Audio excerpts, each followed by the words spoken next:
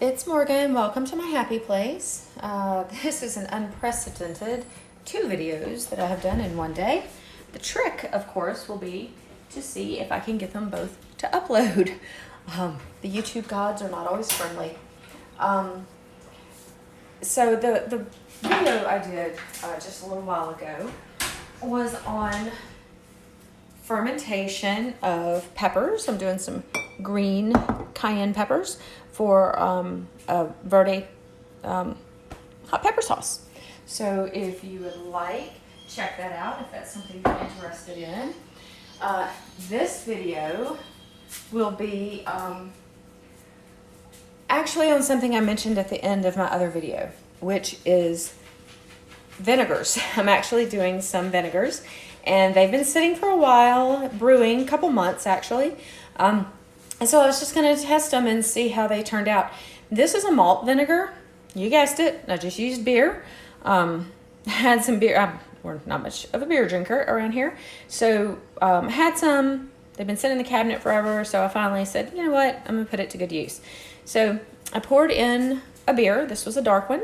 And I put in some apple cider vinegar with the mother. You can use any kind of vinegar as long as it has the mother in it. Honestly, you could probably do it without the mother, but I haven't tried that. It might be a little bit more risky. So this is more of a sure thing. So anyway, it has been sitting on the counter in a dark space for a couple of months. There is, I don't know if you can see this, a little sediment at the bottom. That is fine. That is actually part of what is called a SCOBY, which is a symbiotic culture of bacteria and yeast. And that's a good thing. That is the mother. That's just where it has grown. So I'm just going to put a little bit in this bowl. And ooh, it definitely has a nice, sharp, vinegary aroma. It should not have an off scent. And it does have, you can tell that it was made from beer. So I'm just going to close that back up and give a little taste test. Let's see. Oh my. Yes, it is definitely vinegar. Very sharp bite. It does have a bit of a beer flavor, but it's not, it doesn't just hit you over the top of the head that it's beer, which is preferable for me since, as I said, I'm not much of a beer drinker. But it actually is very good. I have like some store-bought malt vinegar. Of course, it does not taste exactly the same, but I have to say it is, I would say, just as good. It just has a different flavor profile to it. Now, my pH tester is actually on the fritz, so I can't test the pH, but I can assure you that it is very acidic. And actually really good. So now this has been brewing for quite a while. I can't remember exactly how long, to be honest with you. I want to say it's about 4 or 5 months. And it is what I actually made the beer, the malt vinegar from. I took a little bit of the SCOBY that's in it and put into the beer to start it as well. So this one is, you guessed it, it is a bourbon vinegar. Now, I have not opened this. I haven't smelled it. I don't know what it's going to taste like. Let me rinse out my little bowl. And it might be horrible, but based on the SCOBY that is formed in there, I would bet it's pretty good. So let's see. I just had a little bit of bourbon left and decided to try this. Now that thick SCOBY on top, that is awesome. That is something you really want to see.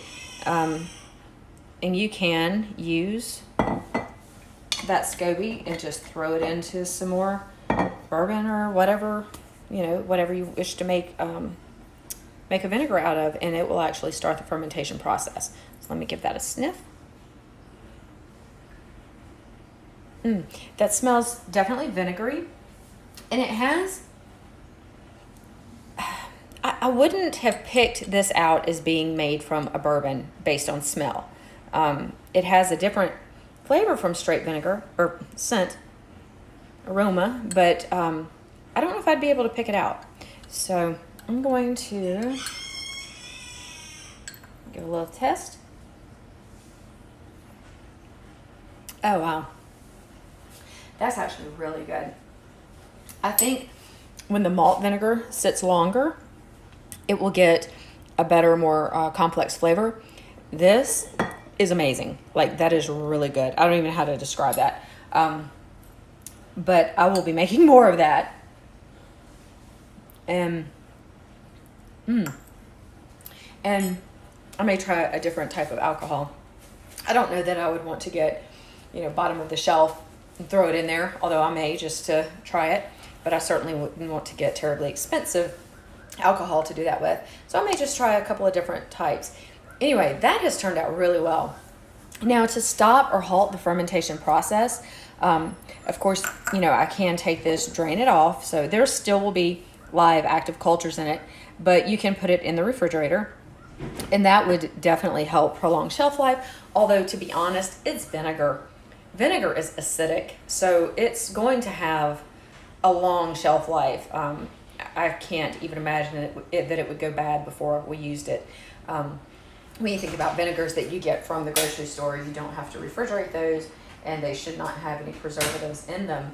The fact that they are vinegars is what keeps them from going bad, because they're fermented. I mean, this is the way people preserved foods that they couldn't eat in time before they went bad, and they didn't have refrigeration initially. Also, for fermentation, this is some pickles that I have made. They're old-fashioned, brined, fermented pickles. These were just pickling cucumbers that I sliced into spears, put into a clean jar, and I put a brine solution over it. I did a 3.5% brine solution, same as I did for the peppers. Cucumbers and peppers, usually 3.5%. You can go 2 on other things. And some things you may even need to go 5. Bell peppers, things like, and tomatoes, I would probably do 5. But these are amazing. I put a generous supply of garlic in there and allowed it to ferment. When it reached the level of fermentation that I enjoyed the taste, then I put it in the refrigerator. And that slows, it doesn't completely halt, but it slows the fermentation process. So this is one that has been in my fridge for a couple of months now. I did a whole bunch of them. And these are very crispy, golly, very, very, very flavorful. They actually have a little bit of a fizziness to them, which I enjoy. That's part of the fermentation, and my kids love these. I even use them, I have some that I did slices that we use on hamburgers and all that good stuff, but these are really good. You can add all sorts of spices and herbs in there to give it flavors that you enjoy. I mainly just do the garlic. Now, we do have muscadine vines, and I put a good handful of muscadine vines in with them while they're fermenting, and the tannins in it actually helps preserve the crispness that these still have. Oh, those are so good. Anyway, I love fermenting. Ferment lots of stuff. I actually had some carrots that I've done, the baby carrots, and I actually do have a little video that shows some of those. One of my favorite things is to take some grape tomatoes and put some basil in it and ferment it, and oh, delicious.